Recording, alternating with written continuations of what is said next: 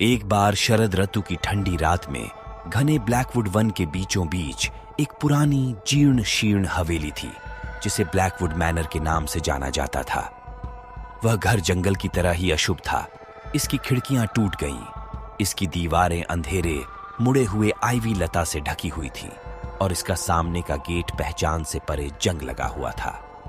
स्थानीय लोग दबी जुबान में इसके बारे में बात करते थे और कहा जाता था कि यह शापित है, एक दुष्ट आत्मा से ग्रस्त है। हवेली का इतिहास दुखद था। यह कभी धनी ब्लैकवुड परिवार का निवास स्थान था जो उस समय निराशा में पड़ गए जब शहर में एक घातक बुखार आया जिसने उनके प्यारे बच्चों की जान ले ली। अपने दुख में ब्लैकवुड एकांतप्रिय हो गए और उनकी संपत्ति दुख और अंधकार का स्थान बन गई। वर्षों बीत गए और घर परित्यक्त पड़ा रहा और किसी मूर्ख व्यक्ति के उसके परित्यक्त हॉल में प्रवेश करने की प्रतीक्षा कर रहा था।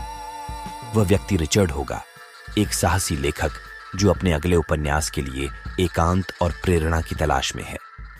उन्होंने कहानियां सुनी थीं, लेकिन उन्हें महज अंधविश्वास कहकर खारिज कर दिया। एक उदास दोपहर रिचर्ड ब्लैकवुड मैनर पहुंचे। जैसे ही वह चरमराती हवेली में दाखिल हुआ, जंगल उसके चारों ओर बंद हो गया। मकड़ी के जाले भयानक टेपेस्ट्री की तरह छत से लटक रहे थे और हवा एक अप्राकृतिक ठंड से नम थी। रिचर्ड ने अतीत के भूतों का डटकर सामना करने के लिए दृढ़ संकल्प के साथ अध्ययन कक्ष में अपना लेखन डेस्क स्थापित किया। जैसे ही रात हुई, उसने खाली हॉल में फुसफुसाहटें गूंजती सुनी। फीकी शोकाकुल आवाजों ने उसका नाम पुकारा, जिससे उसकी हड्डियां ठंडी हो गईं। तापमान गिर गया और बर्फीली हवा के थप्पेड़ों ने उसे घेर लिया। फिर भी रिचर्ड ने भागने से इनकार कर दिया, ये विश्वास करते हुए कि वह घर के अंधेरे इतिहास में वह प्रेरणा पा सकता है जो वह चाहता था। तीसरी रात को भूत प्रेत और भी तीव्र हो गया। रिचर्ड जब जागा तो उसने खुद को अपने कमरे में फंसा हुआ पाया और दरवाजा बाहर से बंद था। उन्मत्त और भ्रमित उसने गलियारों से गूंजती भूतियां हंसी सुनी। परछाइयां भयावह वर्णक्रमीय रूप धारण करते हुए दीवारों पर नृत्य कर रही थीं।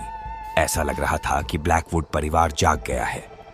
प्रत्येक बीतती रात के साथ आत्माएं और अधिक शत्रुतापूर्ण होती गईं।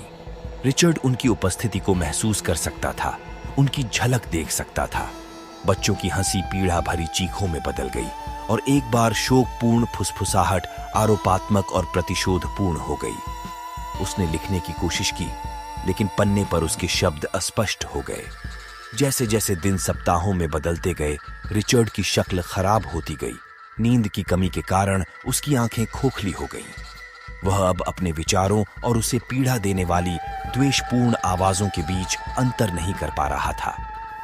वह ब्लैकवुड मैनर का कैदी बन गया था।